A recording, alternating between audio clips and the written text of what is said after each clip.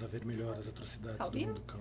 Muito boa tarde para você, internauta do Diário de Suzano. Está acompanhando mais um dessa entrevista aqui pela página do Facebook. Hoje estamos com o grupo Teatro da Neura. Na verdade, não é o grupo todo, né? Tá aqui os diretores também que fazem parte do elenco. Tuane Vieira, e Fernandes Júnior. Muito boa tarde. Boa tarde. Boa tarde. Também está aqui conosco na entrevista o repórter Denis Maciel. Ele vai colher as informações aí que vocês vão mandando ao decorrer na página, né? Na própria live mesmo, vocês mandam as perguntas para ele fazer para os nossos entrevistados.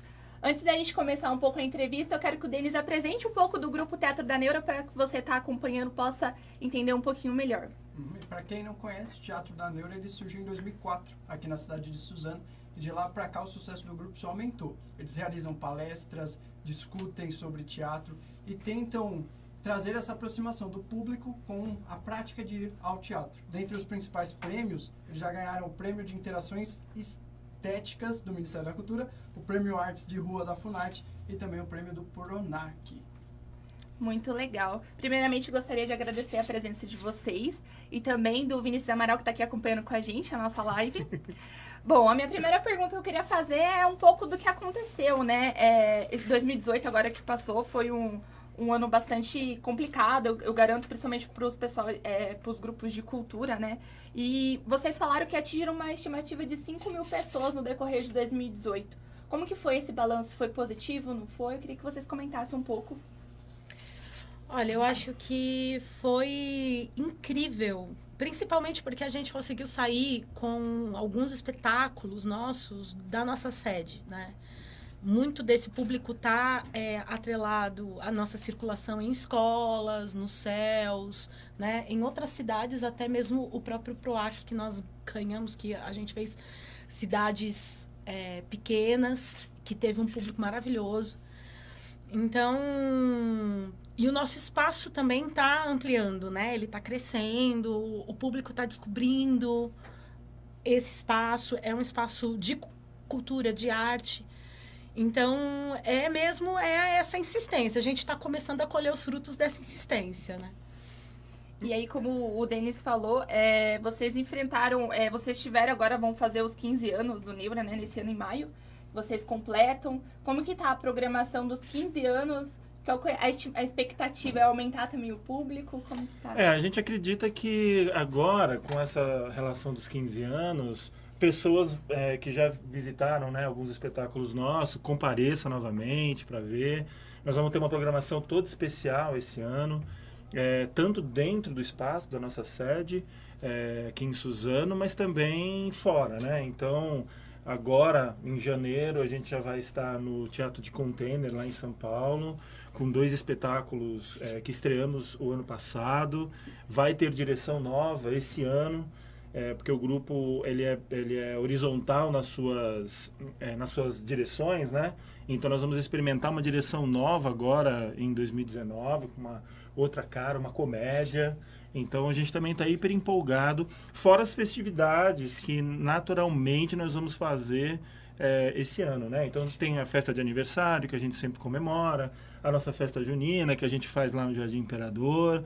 Então tem um monte de coisa que a gente faz para além teatro também, né? Porque a gente acredita que o artista, seja ele qual for, mas a gente pode falar pelo teatro, a gente acredita que o artista ele não pode ser só um ser da arte, ele tem que ser um ser cidadão, que se comunica com a comunidade, do seu entorno.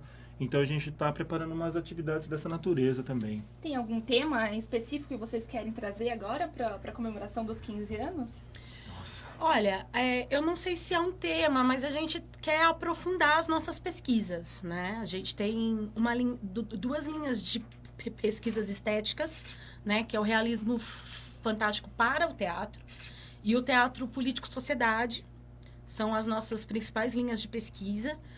E, junto com isso, também tem o nosso estudo de autores clássicos dentro dessas linhas, né? Então, a gente tem Antígona, que é um clássico grego, né? Uma tragédia grega que a gente monta dentro dessa perspectiva do teatro político-sociedade, pegando questões do Brasil de hoje, do mundo de hoje e colocando na peça. A gente tem o Irma, né, que é uma peça do Lorca, né, do Garcia Lorca, que a gente pega e coloca nessa realidade do realismo fantástico, né, nessa linguagem. Então, a gente quer... o nosso intuito é fortalecer e aprofundar essa pesquisa e fazer com que ela chegue a mais pessoas, né, que outras pessoas venham para conhecer essa pesquisa. Então, eu acho que se a gente fosse falar de um tema, talvez... Acho que é esse. Lugar, né? Tá nesse lugar. Até da nossa formação pessoal dentro desses temas. Legal. E o grupo, ele tá com quantas pessoas hoje envolvido que fazem parte do Neura? Olha, a gente tem um grupo fixo, né? Que hoje está em 18 pessoas. 19? 19. Tá, 19 pessoas. Aumentou um agora em 2019. É que o grupo ele não é hermético, né? Ele não é fechado. Então ele tem uma entra e sai conforme as demandas e vontades afins aí. E aí a gente agora só que tem essa quantidade, só que tem um monte de colaboradores em torno, né?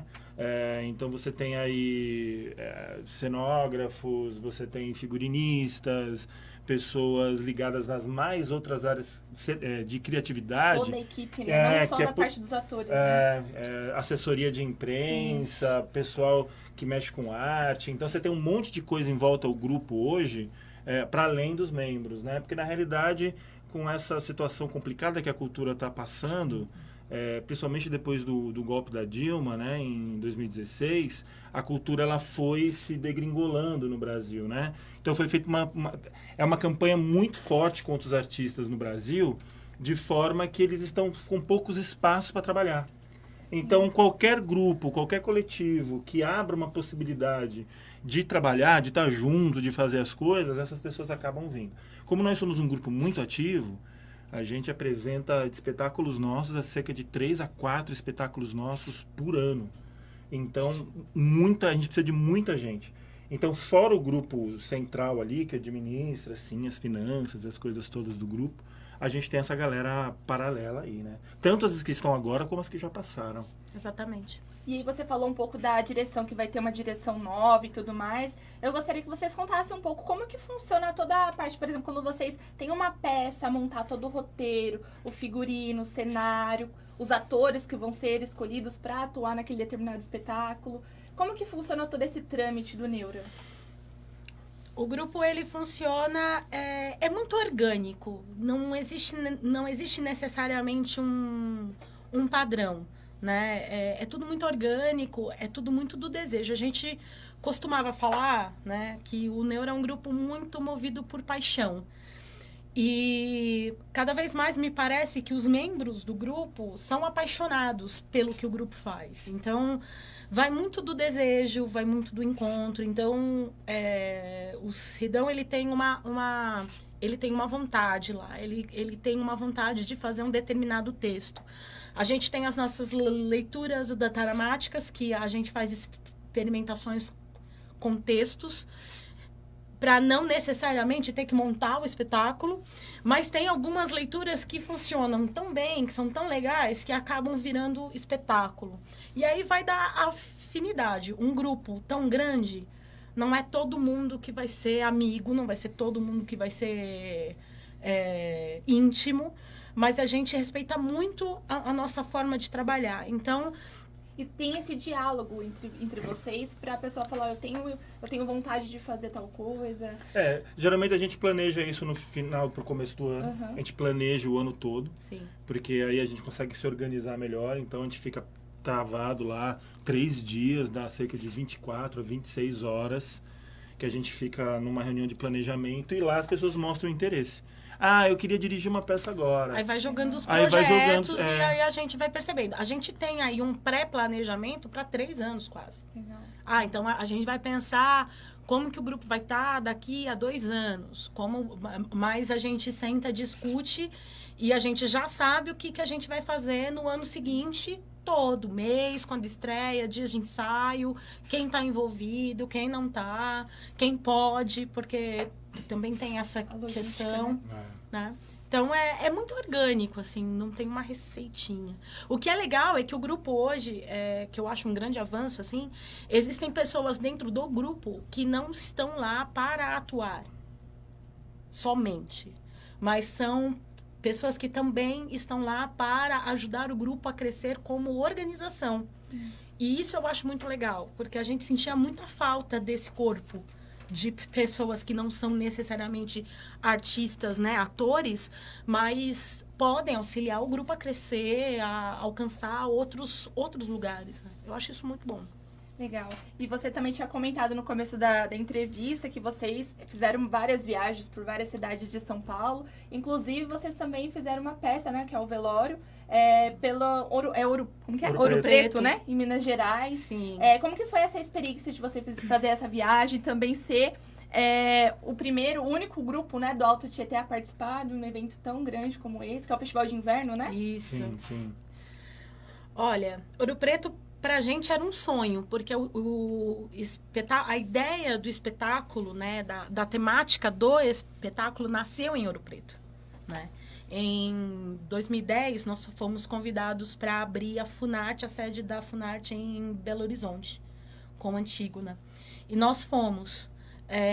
Nós ficamos lá, o evento, a Funarte fez 5, 6 dias, e um desses dias a gente foi para Ouro Preto, para conhecer lá. E lá nasceu a ideia da peça. Então, já era um desejo que a gente tinha de apresentar por lá e que a gente alimentava isso desde 2013.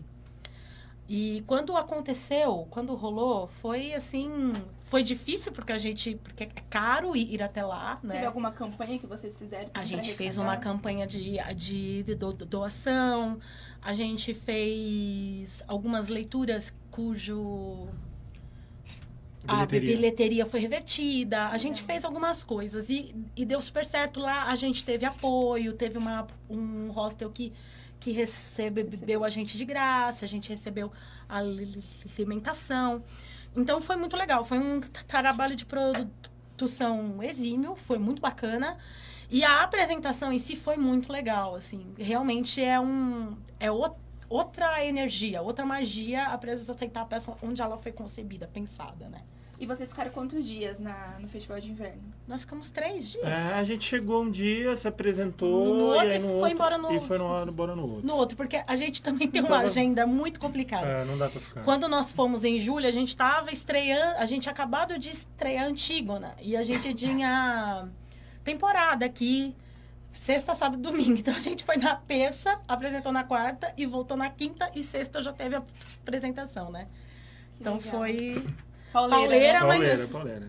a gente faz Ninguém o que reclama. a gente gosta. Ninguém tá achando ruim, não. Ninguém reclama. Maravilha. Bom, pra você que tá acompanhando a gente, né? A gente tá fazendo uma entrevista com o Grupo Teatro da Neura. Vocês que quiserem, podem mandar suas perguntas na live que o nosso repórter vai ler. E por acaso tem alguma pergunta aí, já internautas? Tem bastante gente parabenizando vocês pelo projeto. O Antônio Lacreca mandou um abraço para vocês. A Agnes Larissa, o Lucas Lima. E o Felipe Ferreira tem uma pergunta. O Neura também tem projetos na internet, como o canal no YouTube? Rapaz, Felipe, você tá com o microfone lá no espaço? É o seguinte, a gente vai iniciar, inclusive quando a gente sair aqui dessa entrevista, a gente vai lá pra nossa sede, que a gente vai começar um processo técnico, né? A gente vai entender da técnica pra gente começar a lançar algum material dessa natureza.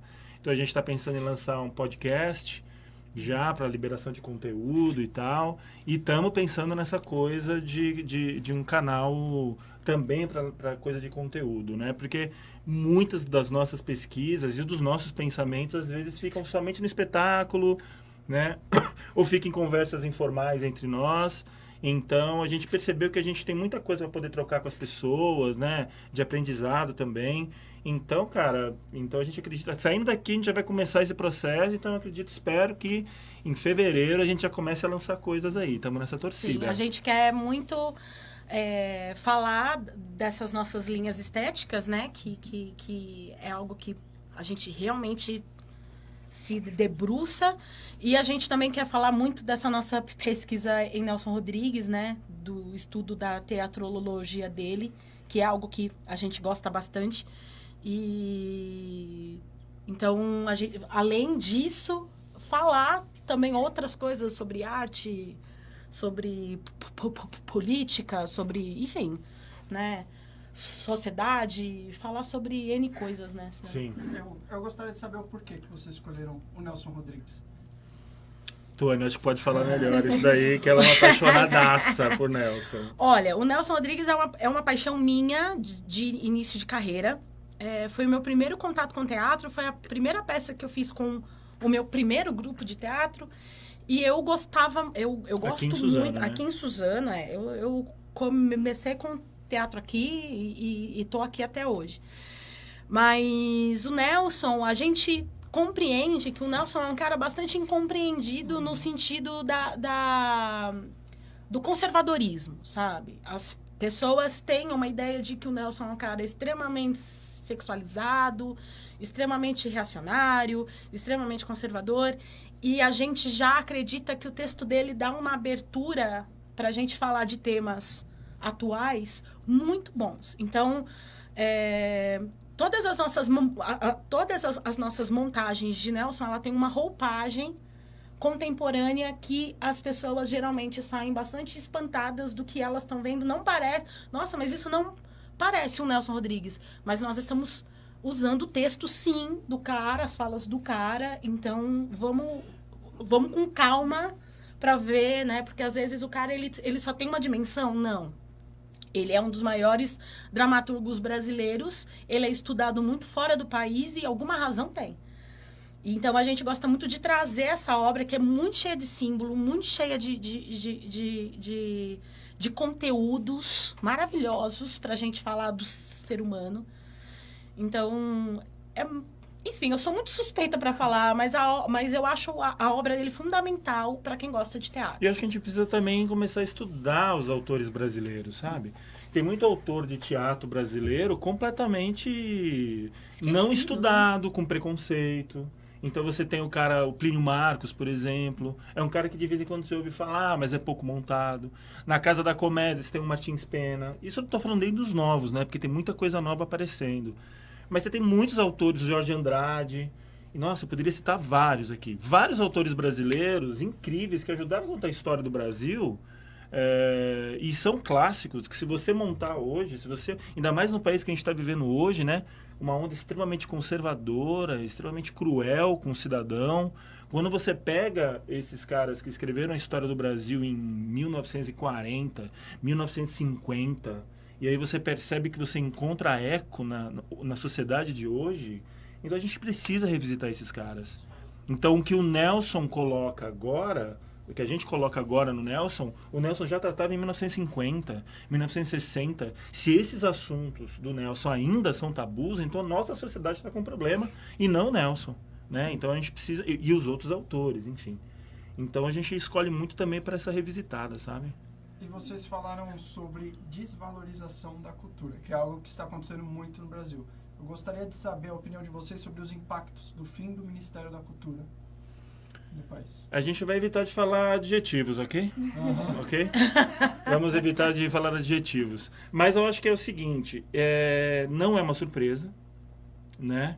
A gente vai estar se deparando com um governo que vai massacrar o povo pobre, vai massacrar o povo LGBT, vai massacrar, já está massacrando o indígena, vai massacrar o negro, vai massacrar todos que eles puderem, que forem contra eles. Já está havendo esse tipo de coisa.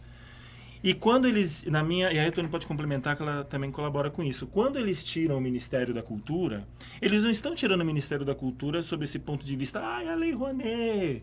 Imagina, metade desses caras nem sabem o que é a Lei Rouanet. Eles querem, o presidente, sua corja, quer trabalhar contra a cultura, porque se você trabalha contra a cultura, como eles estão fazendo com a educação também, trabalhando contra a educação, contra os direitos humanos, eles conseguem afogar, eles conseguem deixar você abaixo da linha do chão para que você não consiga mostrar uma opinião que diverge da deles. O artista, ele tem essa natureza mais livre de falar. O professor, naturalmente, ele tem uma liberdade na sala de aula, porque essas pessoas lidam com multidões. Lidam com pessoas que o Estado não conversa. Então, se eles eliminam o ministério, eles estão dizendo para todos nós, não só artistas, porque a gente já estava à margem. Uma coisa que esses caras precisam entender é que no auge mais duro da ditadura, os artistas não morreram, a arte não acabou. Eles nunca vão acabar com a arte, mas eles querem. Então a gente vê esse reflexo da eliminação do Ministério da Cultura, um sintoma da idiotice deles. Porque não vai reverberar economicamente. Uma rede, uma cadeia de produção vai ser colocada abaixo aí, desvalorizada e tal. Mas é um reflexo desse tipo de pensamento idiota de quem governa o país hoje. Na verdade, o Ministério já não funcionava desde 2016, né? Então, a gente já não estava contando com o MINC já há bastante tempo. O MINC já tinha sido desmantelado, né? Desde 2016. A gente ganhou um edital do MINC em 2014 e depois disso, tudo acabou. A Funarte praticamente parou de funcionar. Então, assim, na verdade, ele só jogou uma pá de cal em algo que já não funcionava. Porque o governo Temer já não acreditava no MINC. Ele só existia como instituição. Tanto é que ele extinguiu, né? No comecinho ele extinguiu e aí teve Sim, aí teve toda aquela, né, aquela briga e tal. Mas não nos surpreende. A gente está vivendo num sistema de resistência há muito tempo. O Neura já nasceu numa questão assim. Nós tivemos uma fase muito, muito boa, mas a maioria, nesses 15 anos, a grande parte da nossa história é de resistência, de luta e de dificuldade, né? A gente tem um espaço que não tem apoio de nenhum governo, nem do município, nem do estado e muito menos do federal. Então, pra gente, pouco muda nesse sentido da luta. A gente continua lutando, mas a gente não se cala diante, porque a gente entende a importância do MINC. Porém, a gente vai continuar seguindo com o nosso trabalho, porque é isso que nos resta. Sim. E tem uma pergunta aqui do Gabriel Ferreira. Ele diz, vocês também trabalham para fazer resistência contra o governo através das peças? Sim. Ela já terminou. Sim. Sim, a gente tem a Antígona, Gabriel, que é a peça mais recente, que a gente conta a história, né? A gente pega o texto na íntegra, dentro de uma dramaturgia do Brecht, e a gente conta através da peça, até o ano passado, desde o golpe, desde as manifestações de 2013 até a chegada do Temer. Então, é uma peça que dramaturgia... Você está com um texto lá do cara, na íntegra, só que a gente dramaturgizou toda a peça para denunciar esse período. Tem outras peças que têm vários temas. Tem o Pater, por exemplo, que fala dessa questão do abuso sexual de intrafamiliar, né? Que é uma peça extremamente pesada também. A gente tem também a Última Virgem, que vai falar sobre a questão da mulher e do corpo da mulher, como essa questão da mercadoria, né? Que vai falar sobre o papel do carnaval nesse sentido, sabe? Então, mesmo que a peça não seja diretamente política, como é Antígona, Sim, ou como sim. é o Pater, É bem Mas direto. Né? mostra. ainda assim a gente tem essa pegada, é do grupo. Então, se você for assistir, você vai perceber que tem algumas coisas ali. A gente fala muito sobre também a liberdade religiosa, né? Esse sincretismo. A gente tá sempre colocando essas questões em xeque. Tanto Sempre. que a minha próxima pergunta também é voltar a falar do bloco da Última Virgem, que vocês vão realizar esse ano a 3ª edição pro Carnaval. Não! A gente fez 2 anos, foi muito legal os 2 anos que a gente fez. Mas, gente, dá um trabalho. Dá um trabalho que a gente pensa, meu Deus! Então aí a gente Mas percebeu... com questão de logística, de trazer o De logística, pessoal. não, Tudo, de- absolutamente tudo. Vocês faziam A na relação- rua, os Na blocos, rua. né? A relação com os vizinhos é muito difícil, porque assim, querendo ou não, é um feriado, né? E as pessoas, elas querem descansar também. E na rua ali tem muitos idosos. Então é um pouco difícil ali, sabe? Eles têm que sair de casa, porque é muito barulho. Ano passado foi muita gente. Mas a gente não vai fazer o bloco, mas a gente vai fazer um samba. Sim, A gente tá pretendendo fazer um samba uma semana antes do carnaval para comemorar os 4 anos do espaço. E também pra gente poder pular um pouquinho de carnaval. Então, vai ter uma roda de samba lá e tal, mas o bloco... Porque era grande, chegava um caminhão, tipo, gente, 11 tinha metros. 11 metros, sabe? Parava no meio da Avenida Mogi das Cruzes, travava quatro... Nossa, Era uma logística Talvez insana. ano que vem, talvez volte. A gente só queria dar uma descansada, mas a Tony lembrou bem desse sambão que a gente vai fazer um pouquinho antes do carnaval. E vai ter um mesmo nome, vai mudar, já tem... Não, vai chamar Samba do Seu Zé. Legal. Que o Seu Zé é o nosso guardião lá do espaço. E aí vai ser um samba pra ele. E o pessoal também tem que ficar ligado, né? Na página do Teatro Sim, da na Neura pra página acompanhar as Espaço N programações. de Arte e Cultura e na página Teatro da Neura. E no Instagram também, Teatro da Neura. Estamos lá. Tem alguma pergunta de carnaval que eu lembro que você tinha comentado? Eu gostaria de saber, vocês têm apoio para realizar esses eventos? Que eu imagino que deve gastar, né? Olha, a gente, do carnaval, você está falando? Do carnaval. Do carnaval a gente tem um apoio da Secretaria de Cultura, não no evento todo. Né? Às vezes é numa logística, ajuda na organização, fechar as ruas, ajuda um pouco nessa estrutura, mas a parte operacional, assim, de realização lá é nossa, né? A secretaria vira mais como um apoio, às vezes deixa banheiro banheiros químico, químicos, o próprio caminhão, né? Ajuda bastante. E também ajuda também a não atrapalhar também, né? Porque a gente teve o governo anterior lá, do Facínora do Tokuzumi, dificultava muito as nossas atividades para tudo que a gente fosse fazer. Então, mas acabou, foram só 4 anos e aí foi isso aí. E vocês pretendem fazer alguma parceria? Parceria não, novamente, se inscrever em projetos culturais, como o PROAC, o Furnete que ele estava comentando. Para esse ano, tem peça nova que vocês já estão em mente? Esse ano tem um Menino Gigante, né?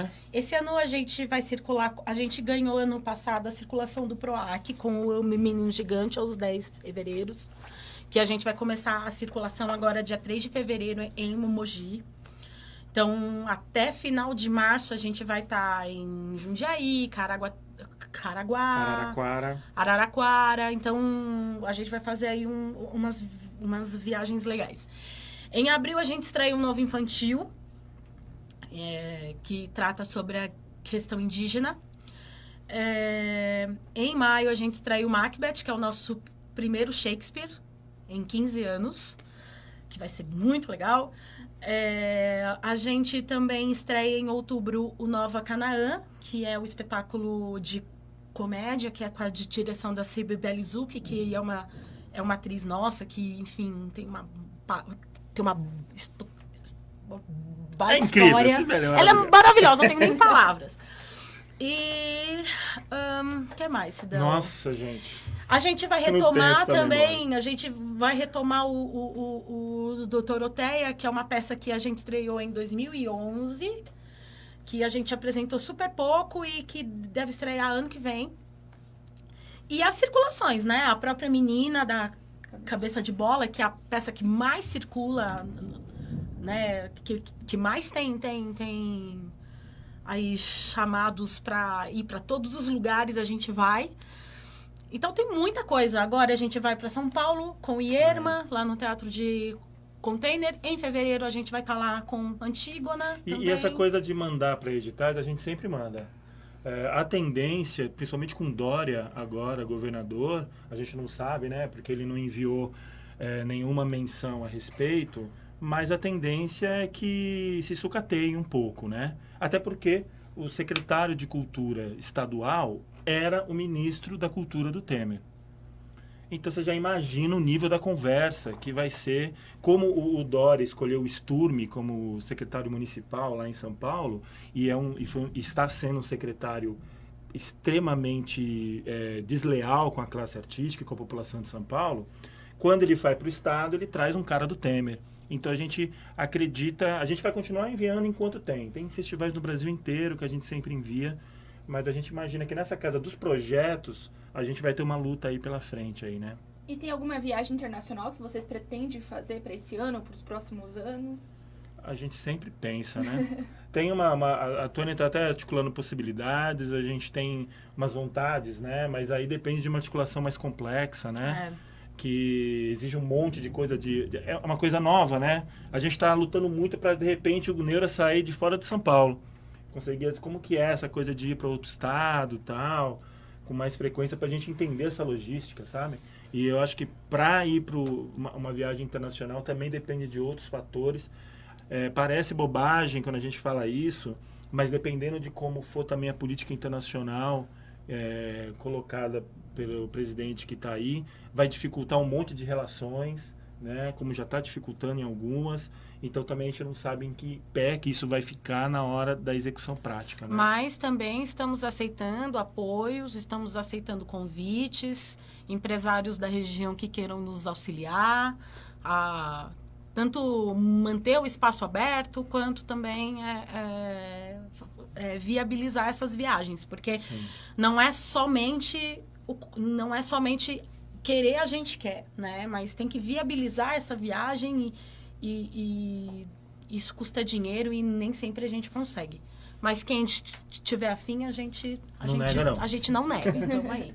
Tem mais alguma pergunta? Que tem bastante. Eu vou fazer uma visão aqui geral. Agradecer o pessoal que está participando também, né? O Arthur Pereira, o Gabriel Ferreira, o Felipe da Silva, o Elias Rodrigues, que parabenizou o trabalho de vocês. A Stephanie Ferreira, muito obrigado também, parabenizou o trabalho de vocês. Ela Obrigada. disse: a educação e a arte são a luz no fim do túnel para o caos do Brasil. Com certeza.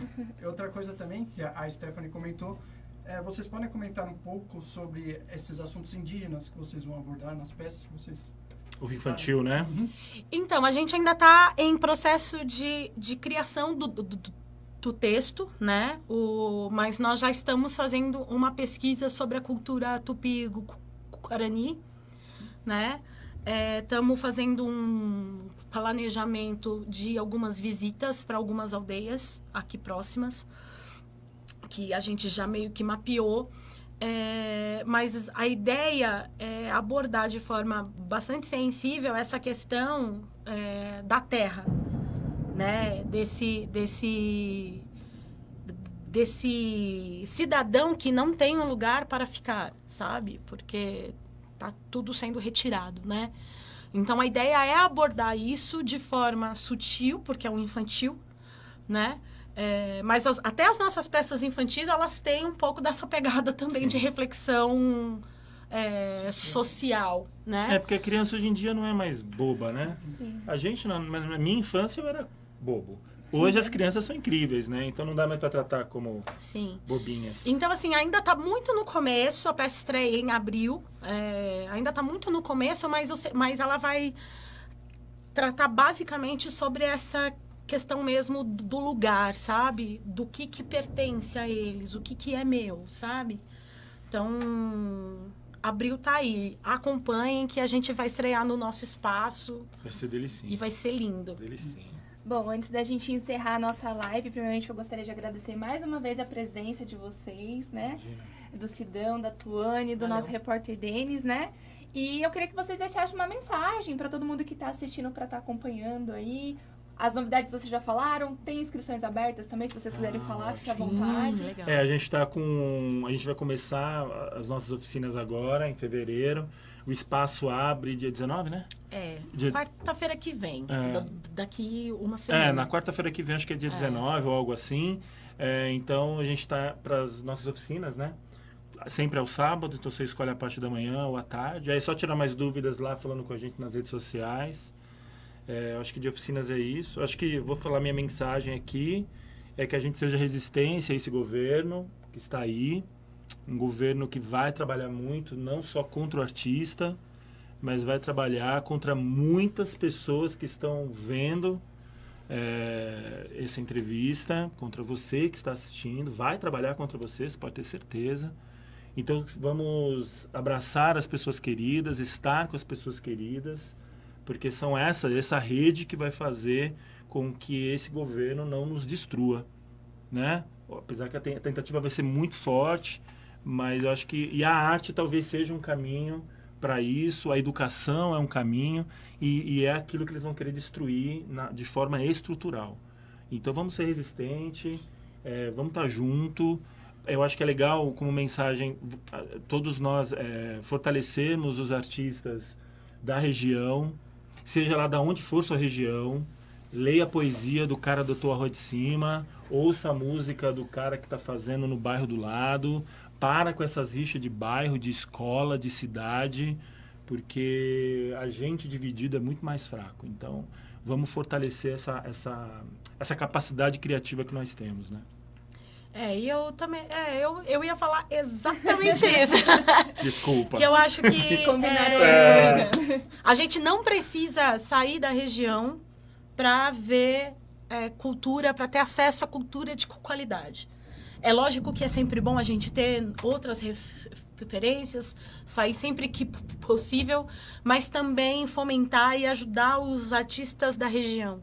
A região tem artistas incríveis, tem músicos incríveis, tem lugares incríveis, né? Tem o Pereta lá em Poá, tem o Casarão da Mariquinha em Mogi, tem o Galpão Arthur Neto. Então, assim, a região tá recheada de gente resistindo, fazendo a arte. E, assim, não existe Lei Rouanet aqui, viu, gente? Só para avisar.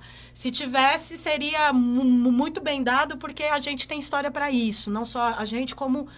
Mas a gente faz as coisas com muita luta, com muita resistência. E eu ia dar esse recado pro pessoal... Se informar mais. Se informar, também, né? trazer as crianças, trazer os sobrinhos, os netos, os amigos, sabe? Às vezes é assistir aquela peça antes de ir pro bar, sabe assim?